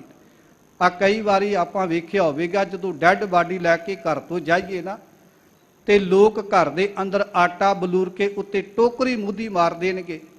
ਕਾਹਦੇ ਵਾਸਤੇ? ਫਿਰ ਸ਼ਮਸ਼ਾਨ ਘਾਟ 'ਚ ਸੰਸਕਾਰ ਕਰਕੇ ਘਰ ਆ ਕੇ ਪਰਤਣਗੇ, ਆ ਕੇ ਟੋਕਰੀ ਚੁੱਕ ਕੇ ਵੇਖਣਗੇ ਕਿ ਥੱਲੇ ਕੋਈ ਪੰਜਾ ਤੇ ਨਹੀਂ ਲੱਗਿਆ। ਜੇ ਤੇ ਕਿਸੇ ਦਾ ਪੰਜਾ ਲੱਗਿਆ ਹੋਵੇ, ਵੈਸੇ ਇਹ ਇੱਕ ਭਰਮ ਹੈ। ਪੰਜਾ ਇੰਜ ਲੱਗਦਾ ਕਿ ਪਹਿਲਾਂ ਆਟਾ ਸੁੱਕਾ ਹੁੰਦਾ ਹੈ, ਜਦੋਂ ਆਟੇ ਨੂੰ ਬਲੂਰਿਆ ਜਾਂਦਾ, ਜੇ ਕਿਸੇ ਦਾ ਉੱਥੇ ਪੈਰ ਆਤ ਲੱਗਿਆ ਹੋਵੇ ਨਾ, ਆਟਾ ਉੱਥੇ ਸੈੱਟ ਹੋ ਜਾਂਦਾ ਹੈ। ਜਦੋਂ ਸਿੱਲਾ ਹੋ ਜਾਂਦਾ ਹੈ, ਬੰਦੇ ਨੂੰ ਲੱਗਦਾ ਕਿ ਸ਼ਾਇਦ ਇੱਥੇ ਕਿਸੇ ਦਾ ਪੰਜਾ ਲੱਗਿਆ ਹੈ। ਇੱਕ ਬੜਾ ਵੱਡਾ ਭੁਲੇਖਾ ਸਾਡੇ ਮਨ ਵਿੱਚ। ਹੁਣ ਕਈ ਸੋਚਦੇ ਨੇ ਕਿ ਸ਼ਾਇਦ ਇਹਨੂੰ ਦੁਬਾਰਾ ਮਨੁੱਖਾ ਜਨਮ ਪ੍ਰਾਪਤ ਹੋ ਗਿਆ, ਫਿਰ ਤੇ ਬੜੇ ਖੁਸ਼ ਹੋਣਗੇ। ਤੇ ਜੇ ਕੋਈ ਕੀੜੀ ਕਾੜਾ ਲੰਘਿਆ ਹੋਵੇ ਨਾ, ਇੱਧਰ ਉੱਧਰ ਕਹਿ ਲਗੇ, ਲਓ ਜੀ ਇਹ ਤੇ ਟੇਢੀਆਂ ਜੂਨਾਂ ਦੇ ਵਿੱਚ ਚਲਾ ਗਿਆ। ਪਰ ਸਾਧ ਸੰਗਤ, ਇਹ ਪਹਿਲੀ ਸਟੇਜ ਹੈ ਦੁਬਾਰਾ ਮਨੁੱਖਾ ਜਨਮ ਮੰਗਣਾ। ਦੂਜੀ ਕਿਸਮ ਦੇ ਉਹ ਲੋਕ ਨੇ ਜਿਹੜੇ ਕਹਿੰਦੇ ਨੇ ਇਹ ਨਹੀਂ ਚਾਹੀਦਾ, ਬਸ ਸਵਰਗ ਦੀ ਦਾਤ ਪ੍ਰਾਪਤ ਹੋ ਜਾਵੇ, ਜਿਹਦੇ ਬਾਰੇ ਭਗਤ ਕਬੀਰ ਜੀ ਕਹਿੰਦੇ ਨੇ, ਕਵਣ ਨੁਰਕ ਕਿਆ ਸੁਰਗ ਵਿਚਾਰਾ, ਸੰਤਨ ਦਊ ਰਾਧੇ, ਹਮ ਕਾਹੂ ਕੀ ਕਾਣ ਨਾ ਕੱਢਤੇ ਆਪਣੇ ਗੁਰ ਪ੍ਰਸਾਦੇ। ਭਗਤ ਕਬੀਰ ਜੀ ਕਹਿੰਦੇ ਮੈਂ ਇਸ ਵਿਚਾਰਧਾਰਾ ਤੋਂ ਵੀ ਉੱਪਰ ਲੰਘ ਗਿਆ। ਇੰਜ ਕਹਿ ਦਈਏ ਮੈਂ ਇਹ ਦੋਨੇ ਵਿਚਾਰਾਂ ਰੱਦ ਕਰ ਦਿੱਤੀਆਂ ਨੇ। ਦੂਸਰੀ ਵਿਚਾਰਧਾਰਾ ਦੇ ਲੋਕ ਕਹਿੰਦੇ ਨੇ ਕਿ ਸਾਨੂੰ ਸੰਸਾਰ ਤੇ ਸਵਰਗ ਪ੍ਰਾਪਤ ਹੋ ਜਾਵੇ, ਪਰ ਗੁਰੂ ਦਾ ਸਿੱਖ ਰਾਜ ਨਾ ਚਾਹੂੰ ਮੁਕਤ ਨਾ ਚਾਹੂੰ ਮਨ ਪ੍ਰੀਤ ਚਰਨ ਕਮਲਾਰੇ, ਇਹ ਸਵਰਗ ਵੀ ਦਾਤ ਵੀ ਨਹੀਂ ਜੇ ਮੰਗਦਾ। ਤੀਸਰੀ ਕਿਸਮ ਦੇ ਉਹ ਲੋਕ ਹੁੰਦੇ ਨੇ ਜਿਹੜੇ ਕਹਿੰਦੇ ਨੇ ਸਾਨੂੰ ਮੁਕਤੀ ਦੀ ਦਾਤ ਪ੍ਰਾਪਤ ਹੋ ਜਾਵੇ। ਤੇ ਸਾਧ ਸੰਗਤ ਸਭ ਤੋਂ ਉੱਤਮ ਕਿਸਮ ਦੇ ਉਹ ਲੋਕ ਨੇ ਜਿਨ੍ਹਾਂ ਨੂੰ ਇਸ ਗੱਲ ਦਾ ਬੋਧ ਹੋ ਜਾਂਦਾ ਕਿ ਅਸੀਂ ਸੰਸਾਰ ਤੇ ਨਾ ਤੇ ਮਨੁੱਖਾ ਜਨਮ ਦੀ ਦਾਤ ਮੰਗਣੀ ਹੈ, ਨਾ ਅਸੀਂ ਸਵਰਗ ਦੀ ਦਾਤ ਮੰਗਣੀ ਹੈ, ਤੇ ਨਾ ਮੁਕਤੀ ਦੀ ਦਾਤ ਮੰਗਣੀ ਹੈ। ਅਸੀਂ ਜੇ ਮੰਗਣਾ ਹੀ ਹੈ ਤੇ ਰੱਬ ਦੇ ਘਰ ਚੋਂ ਇਹ ਮੰਗਣਾ ਹੈ ਕਿ ਪ੍ਰਮਾਤਮਾ ਸਾਡਾ ਇਹ ਜਨਮ ਮਰਨ ਦਾ ਗੇੜ ਮੁੱਕ ਜਾਵੇ। ਇਹ ਚੌਥੀ ਸਟੇਜ ਹੈ ਜਿਸ ਸਟੇਜ ਤੇ ਮਾਲਕ ਭਗਤ ਕਬੀਰ ਜੀ ਇੱਥੇ ਸਾਨੂੰ ਸਮਝਾ ਰਹੇ ਨੇ। ਜਦੋਂ ਕੋਈ ਮਨੁੱਖ ਇਸ ਸਟੇਜ ਦੀ ਦਾਤ ਮੰਗਦਾ, ਬਾਬਾ ਬੁੱਢਾ ਸਾਹਿਬ ਜੀ ਨੇ ਪਹਿਲੀ ਵਾਰੀ ਇਹ ਦਾਤ ਮੰਗੀ, ਦਾਤਾ ਮੇਰਾ ਜਨਮ ਮਰਨ ਦਾ ਗੇੜ ਕੱਟ ਦਿਓ। ਦੂਸਰਾ ਬਚਨ ਬੜਾ ਪਿਆਰਾ ਕਿਹਾ, ਗੁਰੂ ਸਾਹਿਬ ਜੀ ਕਹਿੰਦੇ ਪੁੱਤਰਾ ਤੇਰੀ ਤੇ ਅਜੇ ਛੋਟੀ ਉਮਰ ਹੈ, ਤੂੰ ਹੁਣੇ ਹੀ ਜਨਮ ਮਰਨ ਬਿਟਾਉਣ ਦੀਆਂ ਬਾਤਾਂ ਪਾ ਰਿਹਾ। ਤੇ ਦੂਸਰਾ ਬਚਨ ਵੀ ਬੜਾ ਸਿਆਣਾ ਕਿਹਾ, ਕਹਿਣ ਲੱਗੇ ਸਤਿਗੁਰੂ ਮੈਂ ਇਹ ਬੇਨਤੀ ਤਾਂ ਕਹਿ ਰਿਹਾ ਮੌਤ ਕੀ ਪਤਾ ਕਦੋਂ ਆ ਜਾਣੀ। ਹੁਣ ਸਾਧ ਸੰਗਤ ਦੋਨੇ ਬਚਨ ਬੜੇ ਸਿਆਣੇ ਸਨ, ਕਿਉਂਕਿ ਅੱਜ ਦੇ ਮਨੁੱਖ ਨੂੰ ਸਾਰਾ ਕੁਝ ਚੇਤੇ ਹੈ, ਖਾਣਾ ਪੀਣਾ ਹੱਸਣਾ ਸੌਣਾ ਸਾਰਾ ਕੁਝ ਚੇਤੇ ਹੈ, ਪਰ ਵਿਸਰ ਗਿਆ ਹੈ ਮਰਨਾ। ਜਿਹਨੂੰ ਮੌਤ ਭੁੱਲ ਗਈ ਉਹਨੂੰ ਰੱਬ ਭੁੱਲ ਜਾਂਦਾ ਹੈ। ਸੱਚ ਇਹ ਹੈ ਬਾਬਾ ਬੁੱਢਾ ਸਾਹਿਬ ਜੀ ਨੇ ਦੂਸਰਾ ਬਚਨ ਵੀ ਬੜਾ ਸਿਆਣਾ ਕਿਹਾ ਕਿ ਬਾਬਾ ਨਾਨਕ ਜੀ ਮੇਰੇ ਤੇ ਕਿਰਪਾ ਕਰ ਦਿਓ, ਮੌਤ ਕੀ ਪਤਾ ਕਦੋਂ ਆ ਜਾਣੀ ਹੈ। ਤੇ ਗੁਰੂ ਨਾਨਕ ਸਾਹਿਬ ਨੇ ਫਿਰ ਪੁੱਛਿਆ, ਕਹਿਣ ਲੱਗੇ ਪੁੱਤਰਾ ਤੇਰਾ ਨਾਂ ਕੀ ਹੈ? ਕਹਿਣ ਲੱਗੇ ਜੀ ਬੂੜਾ।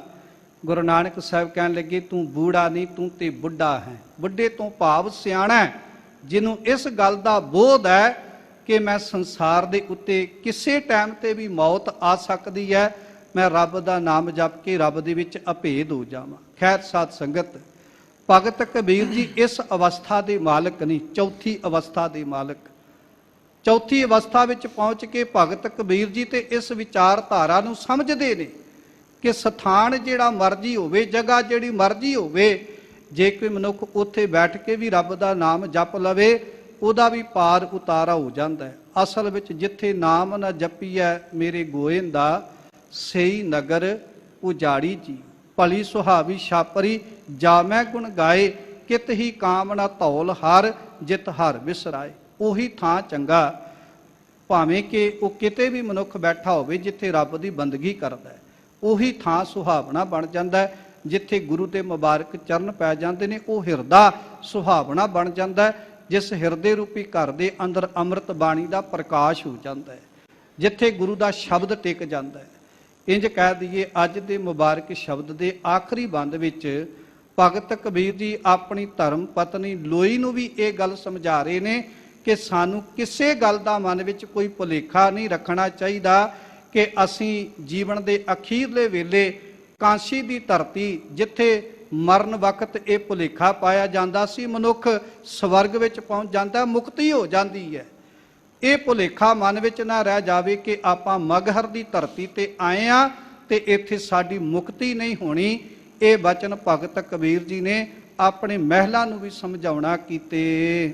ਕਿਆ ਕਾਸੀ ਕਿਆ ਊਖਰ ਮਗਹਰ ਰਾਮ ਹਿਰਦੈ ਜੋ ਹੋਈ। ਭਗਤ ਕਬੀਰ ਜੀ ਕਹਿ ਰਹੇ ਨੇ ਕਿ ਭਾਵੇਂ ਉਹ ਕਾਂਸੀ ਹੈ ਤੇ ਭਾਵੇਂ ਉਹ ਮਗਹਰ ਦੀ ਧਰਤੀ ਹੈ, ਜੇ ਰੱਬ ਸਾਡੇ ਹਿਰਦੇ ਰੂਪੀ ਘਰ ਦੇ ਅੰਦਰ ਵਸਿਆ ਹੋਵੇਗਾ ਨਾ, ਜੇ ਸਾਡਾ ਰੱਬ ਜੀ ਦੇ ਨਾਲ ਪਿਆਰ ਹੋਵੇਗਾ, ਪਰਮੇਸ਼ਰ ਦੇ ਨਾਲ ਜੇ ਸਾਡੀ ਸਾਂਝ ਬਣੀ ਹੋਵੇਗੀ, ਭਾਵੇਂ ਆਪਾਂ ਕਿਸੇ ਵੀ ਧਰਤੀ ਤੇ ਰਹੀਏ, ਉੱਥੇ ਰਹਿ ਕੇ ਵੀ ਸਾਨੂੰ ਸੰਸਾਰ ਤੋਂ ਮੁਕਤੀ ਦਾ ਦਾਨ ਪ੍ਰਾਪਤ ਹੋ ਸਕਦਾ ਹੈ। ਅੱਜ ਦੇ ਮੁਬਾਰਕ ਸਮੁੱਚੇ ਸ਼ਬਦ ਦੇ ਅੰਦਰ ਭਗਤ ਕਬੀਰ ਜੀ ਨੇ ਸਾਨੂੰ ਸੰਸਾਰਿਕ ਜੀਵਾਂ ਨੂੰ ਇਹ ਸੇਧ ਬਖਸ਼ਿਸ਼ ਕੀਤੀ ਹੈ ਕਿ ਭਾਈ ਦੁਨੀਆ ਦੇ ਭਾਵੇਂ ਕਿਸੇ ਕੋਨੇ ਤੇ ਵੀ ਰਹਿ ਲਈਏ, ਜਿੱਥੇ ਮਰਜ਼ੀ ਜਾ ਕੇ ਆਪਣੇ ਜੀਵਨ ਦਾ ਅੰਤਲਾ ਸਮਾਂ ਬਤੀਤ ਕਰੀਏ, ਇਹ ਭੁਲੇਖਾ ਕਾਂਸ਼ੀ ਦੀ ਧਰਤੀ ਤੋਂ ਉੱਠ ਕੇ ਮਗਹਰ ਦੀ ਧਰਤੀ ਤੇ ਜਾ ਕੇ ਜੀਵਨ ਦੇ ਅਖੀਰਲੇ ਵੇਲੇ ਭਗਤ ਕਬੀਰ ਜੀ ਨੇ ਸਮੁੱਚੀ ਮਾਨਵਤਾ ਦਾ ਦੂਰ ਕਰ ਦਿੱਤਾ। ਜਿਹੜੇ ਲੋਕ ਉਸ ਸਮੇਂ ਬੜੀਆਂ ਗੱਲਾਂ ਕਰਦੇ ਸਨ ਕਿ ਇੱਥੇ ਰਹਿਣ ਵਾਲਾ ਤਾਂ ਖੋਤੀ ਦੀ ਜੂਨੇ ਪੈ ਜਾਂਦਾ ਹੈ, ਤੇ ਕਾਂਸੀ ਦੇ ਵਿੱਚ ਸਰੀਰ ਤਜਣ ਵਾਲਾ ਮਨੁੱਖ ਮਰਨ ਤੋਂ ਬਾਅਦ ਸਵਰਗਾਂ ਦੇ ਵਿੱਚ ਚਲਾ ਜਾਂਦਾ ਹੈ, ਮੁਕਤੀ ਦਾ ਦਾਨ ਪ੍ਰਾਪਤ ਹੋ ਜਾਂਦਾ ਹੈ। ਭਗਤ ਕਬੀਰ ਜੀ ਕਹਿੰਦੇ ਐਸਾ ਕੁਝ ਵੀ ਨਹੀਂ। ਜਿੱਥੇ ਭਗਤ ਕਬੀਰ ਜੀ ਨੇ ਆਪ ਆਪਣੇ ਜੀਵਨ ਦਾ ਅੰਤਲਾ ਵੇਲਾ ਉਸ ਪਾਵਨ ਪਵਿੱਤਰ ਧਰਤੀ ਤੇ ਗੁਜ਼ਾਰਿਆ, ਉੱਥੇ ਆਪਣੇ ਪਰਿਵਾਰ ਦੇ ਮਨ ਵਿੱਚੋਂ ਵੀ ਸਮੁੱਚੇ ਸੰਸਾਰ ਦੇ ਮਨ ਵਿੱਚੋਂ ਇਹ ਵਹਿਮ ਤੇ ਭਰਮ ਦੂਰ ਕਰ ਦਿੱਤਾ। ਲੜੀਵਾਰ ਪਾਵਨ ਪਵਿੱਤਰ ਸ਼ਬਦ ਦੀ ਵਿਚਾਰ ਦੀ ਸਾਂਝ ਵੀ ਆਪ ਸੰਗਤਾਂ ਦੇ ਨਾਲ ਸਾਂਝੀ ਕਰਨੀ ਹੈ। ਜਿੱਥੇ ਸਤਿਗੁਰਾਂ ਦੇ ਅੰਮ੍ਰਿਤਮਈ ਉਪਦੇਸ਼ ਦੀ ਵਿਚਾਰ ਆਪ ਸੰਗਤਾਂ ਦੇ ਨਾਲ ਸਾਂਝੀ ਕੀਤੀ ਹੈ, ਹੋਈਆਂ ਭੁੱਲਾਂ ਚੁੱਕਾਂ ਦੀ ਖਿਮਾ ਬਖਸ਼ਣੀ। ਆਓ ਅੰਮ੍ਰਿਤਮਈ ਲੜੀਵਾਰ ਪਾਵਨ ਪਵਿੱਤਰ ਸ਼ਬਦ ਦੀ ਵਿਚਾਰ ਧਾਰਾ ਦੇ ਨਾਲ ਜੁੜਨਾ ਕਰੀਏ ਜੀ। ਰਾਮ ਕਲੀ ਮਹੱਲਾ ਪੰਜਵਾ। ਤੇਰਾ ਕਾਜ ਨਾ ਗ੍ਰਹਿ ਰਾਜ ਮਾਲ। ਭਗਤ ਧੰਨ ਧੰਨ ਸ੍ਰੀ ਗੁਰੂ ਅਰਜਨ ਦੇਵ ਮਹਾਰਾਜ ਜੀ ਦੇ ਮੁਬਾਰਕ ਮੁਖ ਤੋਂ ਉਚਾਰਨ ਕੀਤਾ ਹੋਇਆ ਅੱਜ ਦਾ ਇਹ ਪਾਵਨ ਪਵਿੱਤਰ ਸ਼ਬਦ, ਜਿਹਦੇ ਵਿੱਚ ਰਾਮਕਲੀ ਰਾਗ ਦੇ ਅੰਦਰ ਧੰਨ ਗੁਰੂ ਅਰਜਨ ਦੇਵ ਮਹਾਰਾਜ ਜੀ ਨੇ ਇਹ ਪਾਵਨ ਪਵਿੱਤਰ ਸ਼ਬਦ ਉਚਾਰਨ ਕੀਤਾ ਹੈ।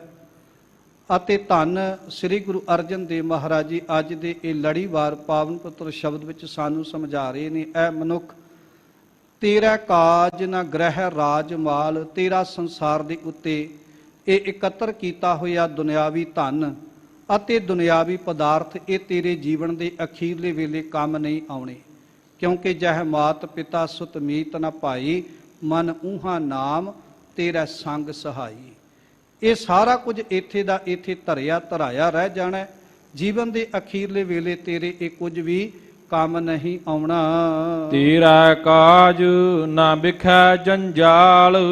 ਸਤਿਗੁਰੂ ਕਹਿੰਦੇ ਇਹ ਜਿਹੜੇ ਵਿਖੇ ਜੰਜਾਲ ਵਿਸ਼ ਰੂਪੀ ਪਦਾਰਥਾਂ ਦੀ ਮੋਹ ਜਾਲ ਵਿੱਚ ਤੂੰ ਫਸਿਆ ਹੋਇਆ ਹੈ, ਸੱਚ ਜਾਣੀ ਇਹ ਮਾਇਆ ਦੇ ਜੰਜਾਲ ਤੇਰੇ ਜੀਵਨ ਦੇ ਵਿੱਚ ਰੁਕਾਵਟ ਤਾਂ ਹੋ ਸਕਦੇ ਨੇ, ਪਰ ਤੇਰੇ ਜੀਵਨ ਦੇ ਅਖੀਰਲੇ ਵੇਲੇ ਦਾ ਇਹ ਨਾਮ ਰੂਪੀ ਧਨ ਦੇ ਵਿੱਚ ਤੇਰੇ ਸਹਾਇਕ ਨਹੀਂ ਬਣ ਸਕਦੇ।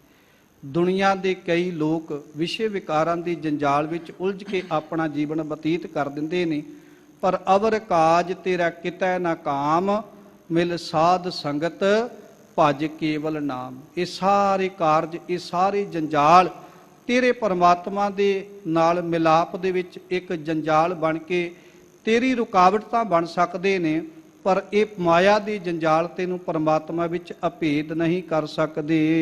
ਇਸ਼ਟ ਮੀਤ ਜਾਨ ਸਭ ਛਲਾ। ਸਤਿਗੁਰੂ ਕਹਿੰਦੇ ਇਹ ਇਸ਼ਟ ਮੀਤ ਜਾਣ ਸਭ ਛਲੈ। ਸੱਚ ਜਾਣੀ ਇਹ ਜਿਹੜੇ ਤੇਰੇ ਰਿਸ਼ਤੇਦਾਰ ਨੇ, ਮਿੱਤਰ ਨੇ, ਇਹ ਸਾਰੇ ਮਾਇਆ ਦਾ ਰੂਪ ਨੇ, ਕਿਉਂਕਿ ਮਾਇਆ ਕਈ ਪ੍ਰਕਾਰ ਦੇ ਰੂਪ ਬਣਾ ਕੇ ਮਨੁੱਖ ਦੇ ਜੀਵਨ ਨੂੰ ਛਲਣ ਦੇ ਯਤਨ ਕਰਦੀ। ਮਾਇਆ ਛਲ ਤਰਨ ਕੀ ਅਗਨ ਮੇਘ ਕੀ ਛਾਇਆ, ਗੋਬਿੰਦ ਭਜਨ ਬਿਨ ਹੜ ਕਾ ਜਲ। ਇਹ ਇਦਾਂ ਦਾ ਛਲ ਹੈ। ਮਾਇਆ ਦੇ ਅਰਥ ਹੀ ਕੀਤੇ ਜਾਂਦੇ ਨੇ ਛਲ, ਕਪਟ, ਧੋਖਾ, ਫਰੇਬ। ਜਿਹੜੀਆਂ ਵਸਤੂਆਂ ਸਾਡੇ ਨਾਲ ਛਲ ਕਰਕੇ, ਧੋਖਾ ਕਰਕੇ, ਫਰੇਬ ਕਰਕੇ ਸਾਡੇ ਰੱਬ ਦੇ ਮਿਲਾਪ ਦੇ ਵਿੱਚ ਰੁਕਾਵਟਾਂ ਬਣਨ, ਉਹਨਾਂ ਨੂੰ ਮਾਇਆ ਦਾ ਰੂਪ ਕਿਹਾ ਜਾਂਦਾ ਹੈ। ਇਸੇ ਤਰ੍ਹਾਂ ਇਹ ਇਸ਼ਟ ਮੀਤ, ਇਹ ਸੱਜਣ ਮਿੱਤਰ, ਰਿਸ਼ਤੇਦਾਰ, ਭੈਣ ਭਰਾ, ਇਹ ਵੀ ਮਾਇਆ ਦਾ ਇੱਕ ਛਲ ਰੂਪ ਬਣ ਕੇ ਸਾਨੂੰ ਕਈ ਵਾਰੀ ਪਰਮਾਤਮਾ ਦੇ ਮਾਰਗ ਦਰਸ਼ਨ ਤੇ ਚੱਲਦਿਆਂ ਸਾਡੇ ਜੀਵਨ ਦੇ ਵਿੱਚ ਰੁਕਾਵਟ ਬਣਦੇ ਨੇ। ਇਸੇ ਤਰ੍ਹਾਂ ਧੰਨ ਗੁਰੂ ਅਰਜਨ ਦੇਵ ਮਹਾਰਾਜ ਜੀ ਕਹਿ ਰਹੇ ਨੇ, ਇਸ਼ਟ ਮੀਤ ਜਾਨ ਸਭ ਛਲੈ।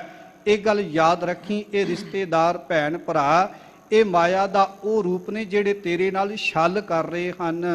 ਹਰ ਹਰ ਨਾਮ ਸੰਗ ਤੇਰਾ ਚਲਾ। ਪਰ ਸੱਚ ਇਹ ਹੈ, ਇਹਨਾਂ ਵਿੱਚੋਂ ਜੀਵਨ ਦੇ ਅਖੀਰਲੇ ਵੇਲੇ ਕਿਸੇ ਨੇ ਵੀ ਤੇਰਾ ਸਹਾਇਕ ਨਹੀਂ ਬਣਨਾ। ਹਰ ਹਰ ਨਾਮ ਸੰਗ ਤੇਰਾ ਚੱਲੈ।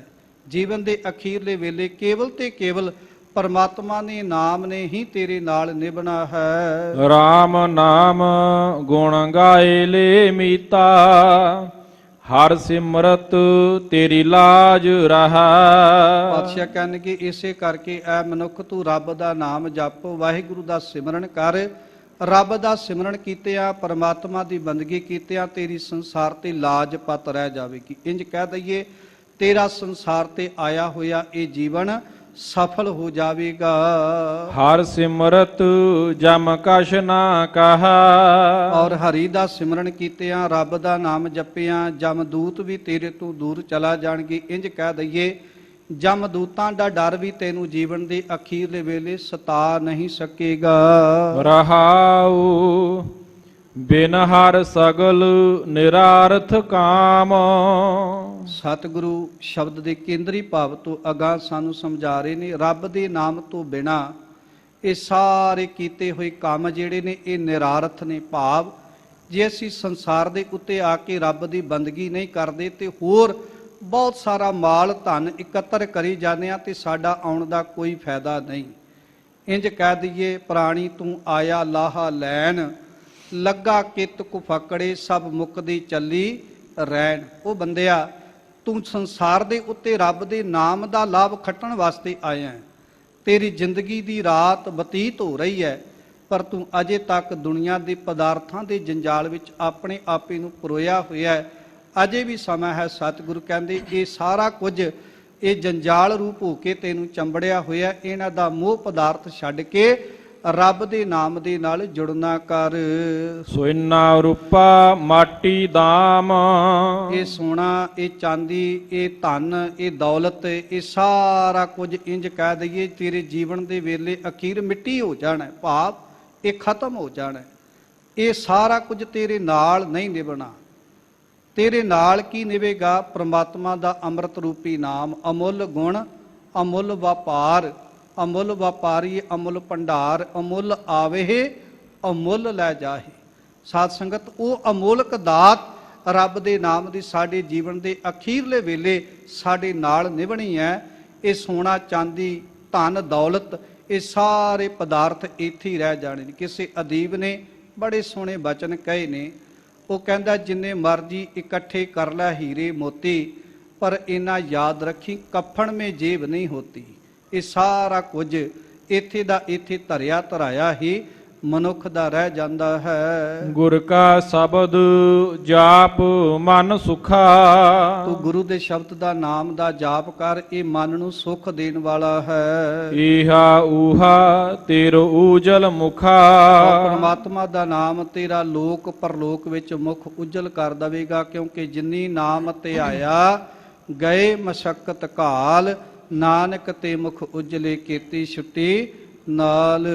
ਕਰ ਕਰ ਥਾਕੇ ਵੱਡੇ ਵਡੇਰੇ। ਔਰ ਵੱਡੇ ਵਡੇਰੇ ਵੀ ਸਾਡੇ ਇਹੀ ਕੁਝ ਕਰ ਕਰਕੇ ਮਾਇਆ ਦੇ ਜੰਜਾਲ ਨੂੰ ਇਕੱਤਰ ਕਰ ਕਰਕੇ ਥੱਕ ਗਏ ਹਨ। ਇਨਹੀ ਨਾ ਕੀਏ ਕਾਜ ਮਾਇਆ ਪੂਰੇ। ਪਰ ਕੋਈ ਵੀ ਮਾਇਆ ਦੇ ਕਾਰਜਾਂ ਨੂੰ ਸਫਲ ਨਹੀਂ ਕਰ ਸਕਿਆ। ਸਾਰੀ ਜ਼ਿੰਦਗੀ ਧਨ ਜੋੜ ਦੌਲਤ ਜੋੜ ਕੇ ਵੀ ਉਹ ਜੀਵਨ ਦੇ ਅਖੀਰਲੇ ਵੇਲੇ ਨਾਮ ਰੂਪੀ ਧਨ ਦਾ ਖਜ਼ਾਨਾ ਆਪਣੇ ਨਾਲ ਨਾ ਨਿਭਾ ਸਕਿਆ। ਹਰ ਹਰ ਨਾਮ ਜਪੈ ਜਨ ਕੋਏ। ਔਰ ਇਦਾਂ ਜਿਹੜਾ ਵੀ ਮਨੁੱਖ ਸੰਸਾਰ ਦੇ ਉੱਤੇ ਹਰੀ ਰੂਪੀ ਪ੍ਰਮਾਤਮਾ ਦੇ ਨਾਮ ਨੂੰ ਜਪਦਾ ਹੈ, ਤਾ ਕੀ ਆਸਾ ਸੰਸਾਰ ਤੇ ਮਨ ਦੀਆਂ ਮੁਰਾਦਾਂ ਪੂਰਨ ਹੁੰਦੀਆਂ ਹਨ। ਹਰ ਭਗਤਨ ਕੋ ਨਾਮ ਆਧਾਰ।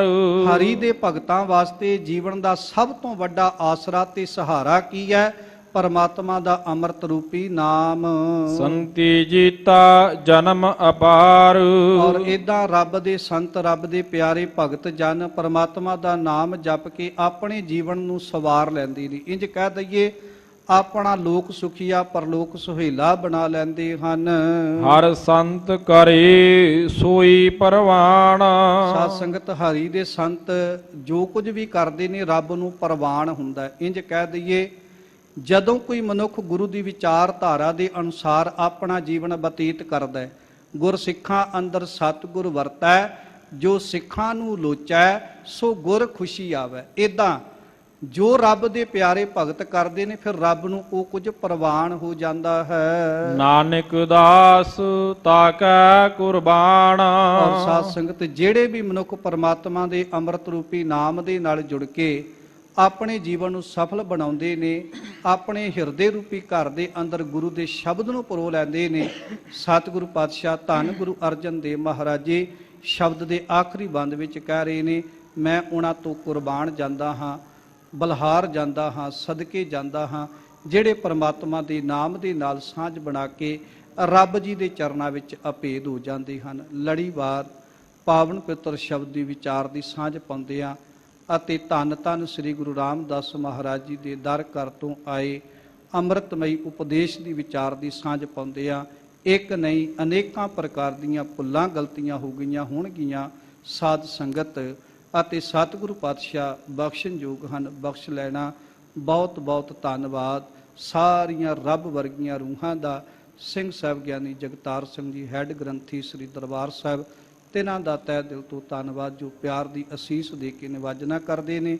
ਕੋਟਾਨ ਕੋਟ ਸ਼ੁਕਰਾਨਾ ਸ੍ਰੀ ਗੁਰੂ ਗ੍ਰੰਥ ਸਾਹਿਬ ਜੀ ਦਾ, ਜਿਨ੍ਹਾਂ ਦੀ ਅਪਾਰ ਮਿਹਰਾਮਤ ਦੇ ਸਦਕਾ ਅੰਮ੍ਰਿਤਮਈ ਗੁਰਬਾਣੀ ਦੀ ਵਿਚਾਰ ਕਰਨ ਦਾ ਸੁਭਾਗ ਸਮਾਂ ਪ੍ਰਾਪਤ ਹੋਇਆ।